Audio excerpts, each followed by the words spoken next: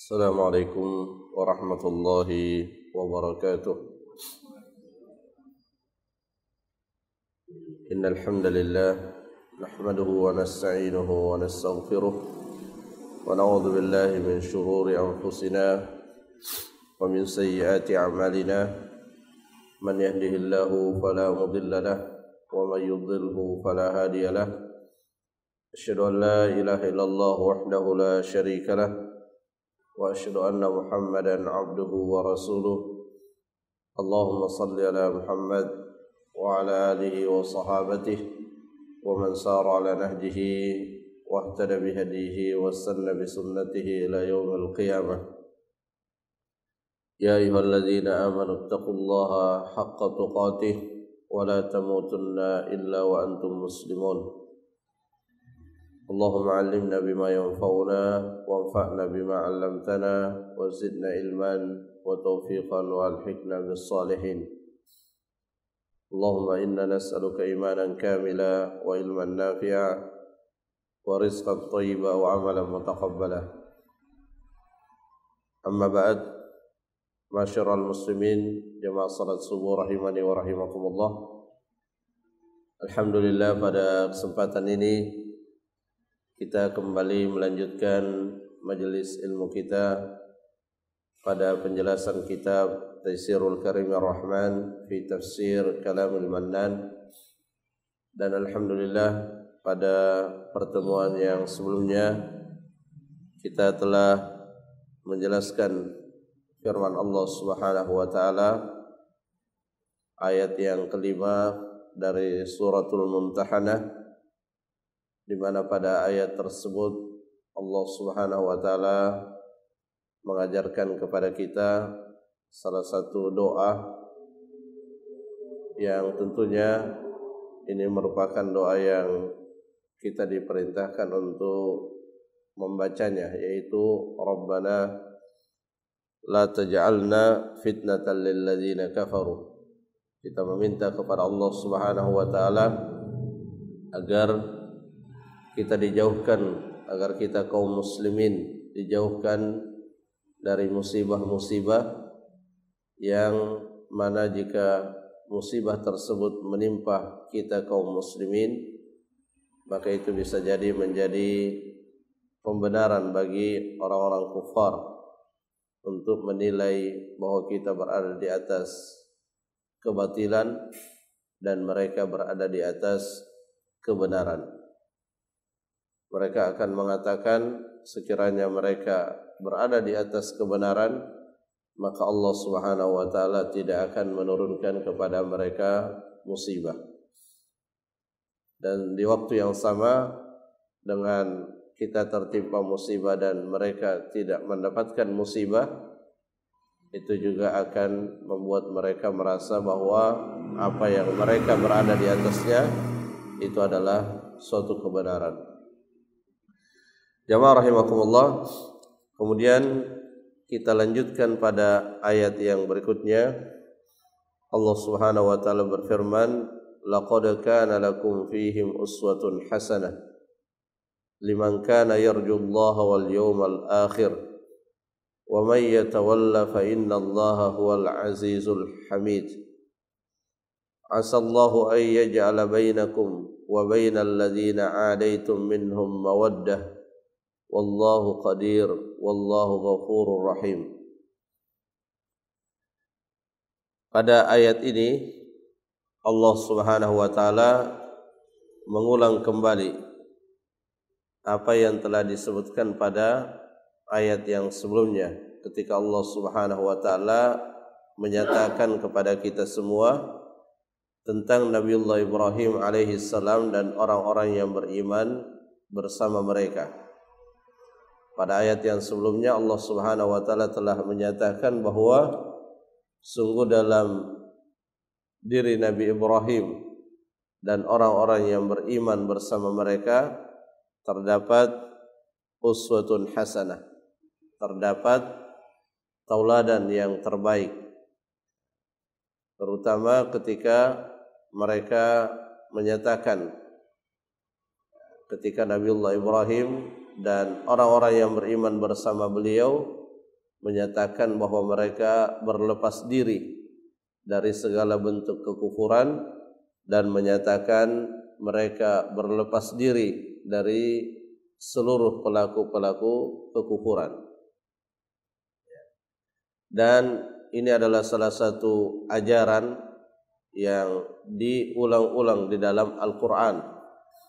Bahkan surah yang pertama atau surah yang mengawali atau yang berada di awal-awal surah dalam Al-Quran, yaitu suratul Baqarah, itu di dalamnya telah dijelaskan secara terperinci bagaimana seorang muslim menjalankan hubungan dengan orang-orang yang berada di luar agama Islam.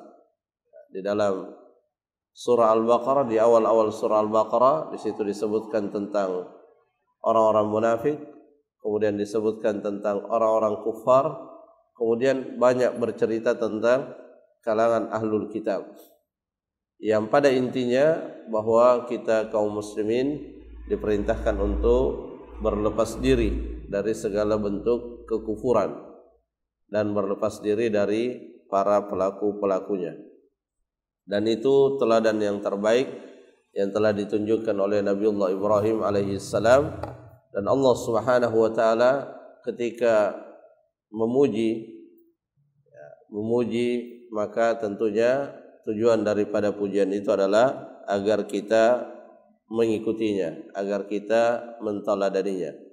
Kecuali satu hal yang juga disebutkan di ayat yang sebelumnya, illa qaula Ibrahim li abihi, kecuali apa yang pernah dikatakan oleh Nabiullah Ibrahim kepada ayahnya, di mana ini adalah bagian yang kita tidak mentaladaninya. Karena di dalam hal tersebut Nabiullah Ibrahim memiliki uzur, di mana ia pernah berjanji untuk memintakan ampun kepada bapaknya. Bagi kita orang beriman, ketika seseorang itu telah nampak pada mereka kekufuran, maka kita tidak dibenarkan untuk mendoakannya kecuali sebatas mendoakan agar mereka mendapatkan petunjuk dan hidayah kepada Allah Subhanahu wa taala. Adapun mendoakan ampunan, maka kita tidak memintakan ampunan. Doa yang bisa kita ucapkan memintakan kepada mereka hidayah agar diberikan petunjuk oleh Allah Subhanahu wa taala untuk meninggalkan kekufuran dan memeluk agama Islam. Di dalam ayat ini Allah Subhanahu wa taala juga mengingatkan bahwa meskipun telah dinyatakan bahwa Nabiullah Ibrahim dan orang-orang yang beriman bersama mereka itu adalah tauladan yang terbaik, tapi tidak serta-merta setiap orang bisa menjadikan mereka sebagai tauladan.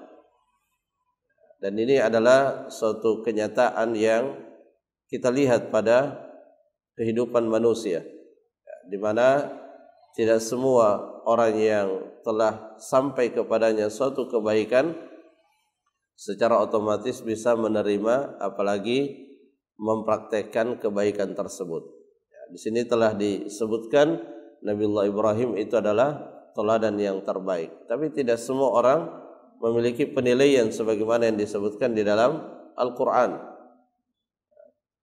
Di sini Allah Subhanahu wa taala menyebutkan bahwa orang yang akan mampu untuk menjadikan Nabiullah Ibrahim dan orang beriman bersama mereka sebagai tauladannya itu adalah liman kana yarjullaha wal yawmal akhir, bagi orang-orang yang mengharapkan hari akhirat, yang mengharapkan Allah dan hari akhirat.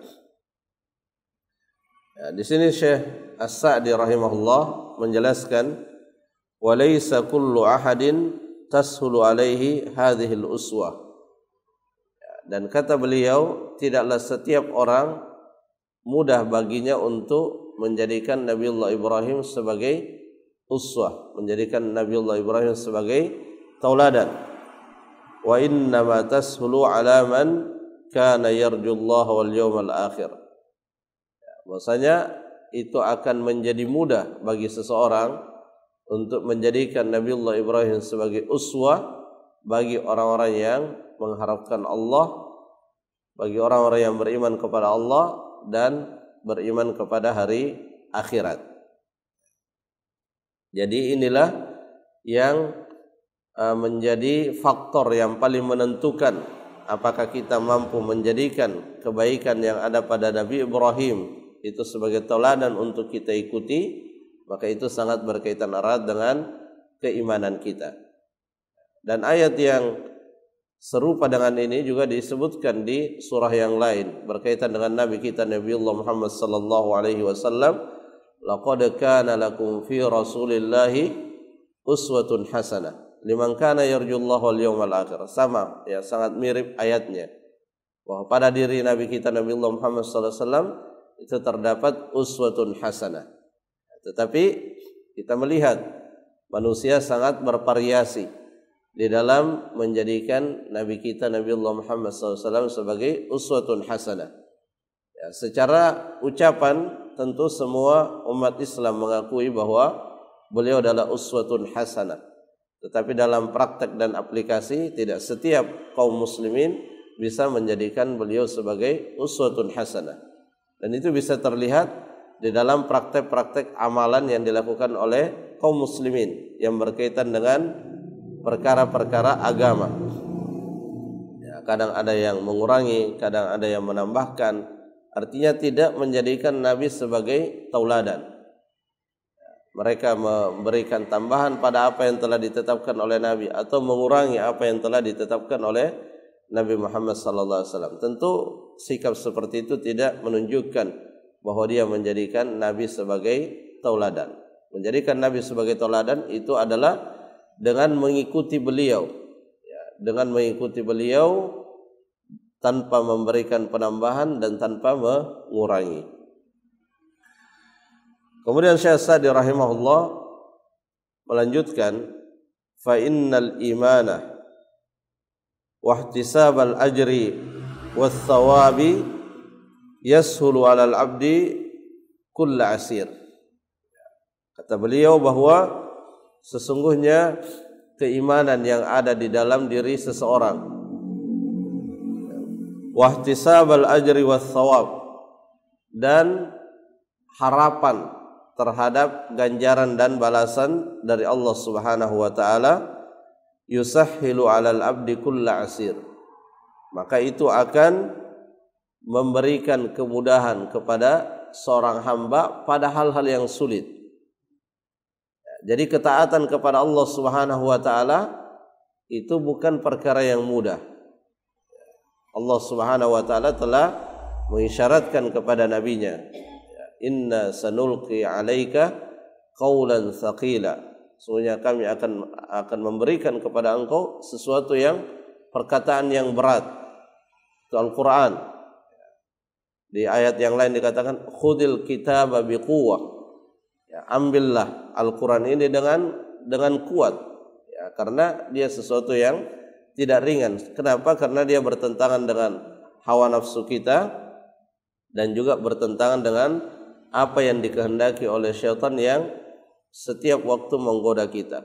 Itu yang menjadikan hal itu berat. Padahal secara zatnya, ya secara hakikatnya sebenarnya tidak berat. Manusia mampu melakukannya. Tetapi dia menjadi berat karena faktor hawa nafsu kita dan juga karena faktor godaan syaitan yang ada di sekitar kita. Itu yang menjadikannya berat. Tetapi yang berat itu bisa menjadi ringan. Kata kuncinya disebutkan di dalam ayat ini dan dipertegas oleh Syekh Sa'di, yaitu al-iman, keyakinan. Ya, keyakinan bahwa itu adalah perintah Allah. Ya, keyakinan bahwa itu adalah perintah Allah. Ketika kita telah yakin bahwa itu adalah perintah Allah, maka itulah yang akan memberikan kepada kita keringanan. Ya. Sama halnya dalam kehidupan kita sehari-hari. Ketika kita mendengarkan atau tersampaikan kepada kita suatu tugas dari tempat kerja kita, mungkin ketika tugas itu tersampaikan melalui pegawai, maka mungkin akan terasa sangat berat. Tetapi ketika dikuatkan, ini perintah dari pimpinan misalnya, atau ini perintah dari direktur misalnya, maka itu akan memberikan kekuatan kepada orang yang diberi tugas untuk melaksanakan apa yang ditugaskan kepadanya. Ini Allah Subhanahu wa taala yang memberikan banyak kenikmatan kepada kita, memberikan banyak kemudahan kepada kita. Allah memerintahkan. Maka ketika Allah memerintahkan, maka itu akan, ketika kita benar-benar yakin bahwa itu adalah perintah Allah, maka itulah yang akan memberikan kepada kita kekuatan di dalam menjalankan suatu perintah, menjauhi suatu larangan. Demikian pula halnya di dalam menguatkan kesabaran terhadap apa yang menjadi ketetapan-ketetapan Allah Subhanahu wa taala. Wa ihtisabal ajri was thawab yusahhilu 'alal abdi kulla asirah. Dan faktor yang kedua yang akan memberikan kepada kita kemudahan terhadap kesulitan yang kita hadapi dalam mempraktekkan agama ini adalah mengharap ganjaran dari Allah Subhanahu wa taala. Mengharapkan ganjaran dari Allah Subhanahu wa taala. Itu yang akan memotivasi kita di dalam menjalankan agama ini. Sehingga dua hal inilah yang berusaha untuk kita hadirkan di saat kita ingin mempraktekkan perintah-perintah Allah atau menjauhi larangan-larangan Allah. Kita hadirkan dua faktor ini, insyaallah kita akan menjadi terkuatkan untuk mempraktekkan ajaran agama kita. Wa yuqallilu ladaihi kulla katsir wa yujibu lahu al-iktsar minal iftiqar minal iktida'i bi ibadillahi as-salihin. Dengan keimanan dan mengharap ganjaran dari Allah Subhanahu wa taala juga akan menjadikan sesuatu yang kelihatan banyak menjadi sedikit. Ini dalam hal apa? Dalam hal kebaikan. Karena salah satu penghalang yang lain seseorang melakukan kebaikan itu karena kadang merasa dia sudah banyak berbuat baik. Sehingga ketika ada tawaran melakukan kebaikan, dia merasa sudah tidak butuh lagi dengan penawaran itu. Kenapa? Karena merasa diri sudah banyak berbuat baik. Dengan adanya keimanan, jadi kita tidak melihat saat ada pintu kebaikan di hadapan kita, kita tidak melihat bahwa kita sudah banyak melakukan kebaikan. Tapi yang kita lihat hanya pada sisi bahwa itu adalah perintah Allah, itu adalah larangan Allah. Maka itu yang menjadi pijakan kita di dalam merespon apa yang hadir di hadapan kita berupa perintah ataupun larangan. Jadi wa yuqallilu ladaihi kulla katsir wa yujibu lahu al-iktsar min al-iktida' bi ibadillahi salihin. Dan juga dengan adanya keimanan dan selalu berharap ganjaran dari Allah, bukan mengharap ganjaran dari manusia. Kalau mengharap ganjaran dari manusia, maka dia akan lemah di dalam melakukan suatu ketaatan. Karena ketika dia melakukan suatu kebaikan, mengharapkan ganjaran dari manusia, saat ganjaran dari manusia tidak ia dapatkan, maka pasti dia akan berhenti dari kebaikan itu. Ketika misalnya dia mengharapkan apresiasi, dia melakukan suatu kebaikan, dia mengharapkan apresiasi dari manusia, tetapi apresiasi itu tidak dia dapatkan, maka dia pasti akan berhenti.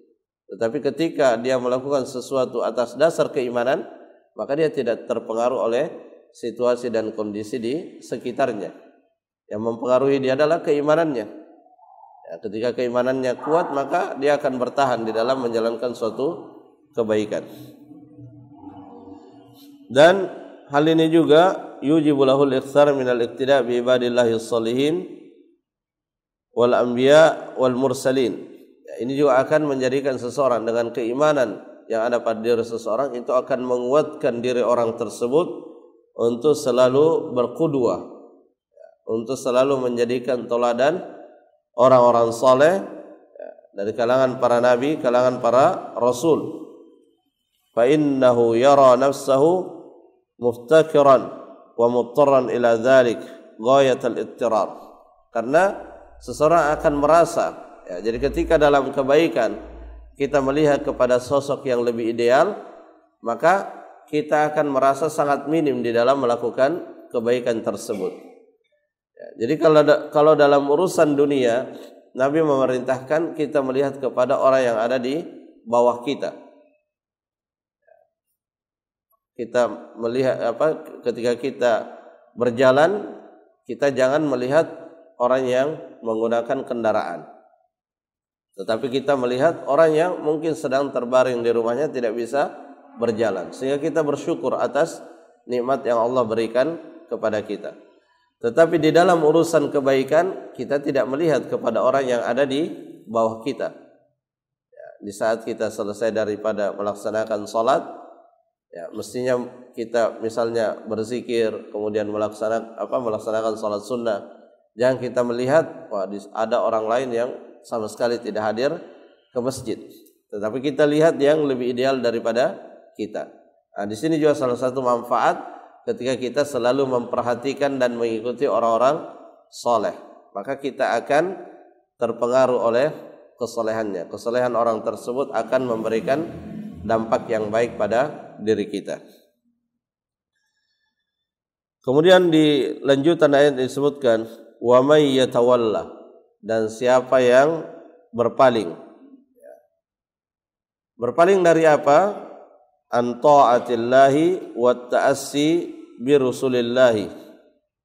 Siapa yang berpaling dari ketaatan kepada Allah Subhanahu wa taala, siapa yang berpaling dari menjadikan nabi sebagai tauladan, ya, tadi disebutkan bahwa nabi, dan tentunya di sini adalah Nabi kita Nabiullah Muhammad SAW, dia adalah tauladan kita, maka Allah Subhanahu Wa Taala memberikan ancaman siapa yang berpaling, tidak menjadikan Nabi sebagai tauladan, tidak menjadikan Nabi Sallallahu Alaihi Wasallam sebagai contoh yang diikuti dalam semua hal yang berkaitan dengan agama. Karena yang berkaitan dengan dunia, Nabi sudah mengatakan antum a'lamu bi umuri dunyakum. Engkau atau kalian lebih mengerti tentang urusan dunia kalian. Kecuali dalam urusan dunia itu ada petunjuk-petunjuk khusus dari Nabi sallallahu alaihi wasallam. Saya makan, minum, itu urusan dunia. Kita lebih mengerti makanan yang baik bagi tubuh kita. Tetapi kadang di dalamnya ada petunjuk-petunjuk. Ya, kita dilarang makan yang haram. Ada petunjuk kalau kita makan dengan tangan kanan. Sebelum kita makan, kita diperintahkan untuk membaca bismillah.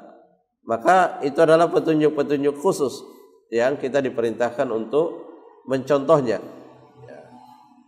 Nah, dalam urusan ibadah, dalam urusan praktek ibadah, maka dan demikian pula dalam urusan akidah, maka mutlak tidak ada celah bagi siapapun untuk menggantikan posisi Nabi sallallahu alaihi wasallam. Tidak ada celah bagi siapapun untuk kita memiliki dua contoh. Contoh kita hanya Nabi sallallahu alaihi wasallam di dalam hal-hal yang berkaitan dengan akidah dan ibadah. Wa may yatawalla, dan siapa yang berpaling dari hal tersebut dalam ketaatan, berpaling dari menjadikan Nabi sebagai tauladan, fa innallaha huwal ghani. Ya, jadi siapa yang berpaling, la yadurrullaha syai'a. Allah Subhanahu wa taala fala yadurra illa nafsah. Ya. Ketika seseorang berpaling dari ketaatan, berpaling dari mencontoh Nabi SAW, maka tindakan berpalingnya tersebut tidak memberikan mudarat kecuali hanya kepada dirinya sendiri. Jadi akibat dari berpalingnya dia dari mencontoh Nabi itu kembali kepada dirinya sendiri. Wala yadurrullaha syai'a, dan itu sedikit pun tidak akan memberikan kemudaratan kepada Allah Subhanahu wa taala. Allah sudah pernah menyatakan dalam hadis kursi, sekiranya anak Adam seluruhnya dan termasuk di dalamnya juga jin berkumpul di suatu tempat dan semuanya dalam satu waktu melakukan kemaksiatan kepada Allah, maka itu tidak akan mengurangi kekuasaan Allah Subhanahu wa taala, tidak memberikan mudarat sedikit pun kepada Allah Subhanahu wa taala. Ya, jadi Allah Subhanahu wa taala fala yahtaju ila ahadim min khalqihi biwajhin. Allah Subhanahu wa taala tidak butuh dari hamba-hambanya. Allah tidak butuh daripada ketaatan kita. Ya, Allah tidak butuh dari kita meninggalkan suatu kemaksiatan. Ya, Allah Subhanahu wa taala memerintahkan ketaatan, mengharamkan suatu keburukan, itu murni untuk kemaslahatan hamba-hambanya, dan itulah bentuk rahmat dan kasih sayang Allah kepada manusia. Innallaha fa innallaha huwal ghani. Allah Subhanahu wa taala yang maha tercukupi. Ya, dia tidak butuh dengan siapapun. Alladzi lahu al-ghina at-tam al-mutlaq min jami'il wujuh. Ya, di mana Allah Subhanahu wa taala memiliki sifat kekayaan yang sempurna, di mana Allah tidak butuh dengan siapapun. Al-Hamid fi dzatihi, yang terpuji ya, baik dari sisi zatnya, wa asma'ihi wa sifatihi wa af'alihi, dan terpuji pada nama-namanya, terpuji pada sifat-sifatnya, dan terpuji pada apa-apa yang dilakukan oleh Allah Subhanahu wa taala. Ya, jadi semua ketetapan Allah Subhanahu wa taala, baik yang bersifat kauniyah, demikian pula yang bersifat syariah, itu adalah perkara-perkara yang terpuji. Dalam ketetapan Allah yang bersifat syariah, ketika kita mengikutinya, maka kita juga akan menjadi makhluk yang terpuji. Dalam ketetapan-ketetapan yang bersifat kauniyah, ketika kita sabar dan menghadapinya dengan kebaikan, maka juga akan menjadikan kita sebagai hamba yang terpuji. Wa innahu mahmudun ala dzalika kulli. Allah Subhanahu wa taala terpuji atas semua yang tadi telah kita sebutkan, terpuji secara zatnya, terpuji secara nama-namanya, terpuji dari sisi ketetapan dan apa-apa yang dilakukan oleh Allah Subhanahu wa taala. Ya, sehingga di dalam ayat disebutkan la yus'alu amma yaf'al wa hum yus'alun. Ya, kalau kita melihat ada sesuatu dari ketetapan Allah yang tidak sesuai dengan keinginan kita, maka jangan kita pertanyakan, ya, karena mempertanyakan apa yang dilakukan oleh Allah Subhanahu wa taala itu bisa menjerumuskan kita di dalam keburukan. Yang wajib bagi kita adalah, jika itu adalah sesuatu yang buruk, maka kita bersabar. Jika itu adalah sesuatu yang sesuai dengan harapan dan keinginan kita, maka kita bersyukur kepada Allah Subhanahu wa taala. Ya, jadi kesimpulan daripada ayat ini adalah keimanan kepada Allah dan rasa berharap yang tinggi terhadap balasan dari Allah, itu adalah salah satu faktor yang menguatkan kita di dalam ittiba kepada beliau sallallahu alaihi wasallam. Dan Allah Subhanahu wa taala mengancam bagi siapa saja yang berpaling dari ketaatan kepada Allah dan berpaling dari mencontoh Rasulullah sallallahu alaihi wasallam dengan ancaman yang sangat berat. Dan Allah menegaskan di akhir ayat bahwa Allah tidak butuh dari ketaatan-ketaatan yang dilakukan oleh hambanya. Apa yang dilakukan oleh hambanya berupa ketaatan, itu murni kembali kemaslahatannya kepada hamba tersebut. Jamaah rahimakumullah, mungkin itu yang bisa disampaikan, semoga bermanfaat. Wallahu taala a'lam bissawab. Subhanakallahumma rabbana wa bihamdik, asyhadu an la ilaha illa anta, astaghfiruka wa atubu ilaik. Assalamualaikum warahmatullahi wabarakatuh.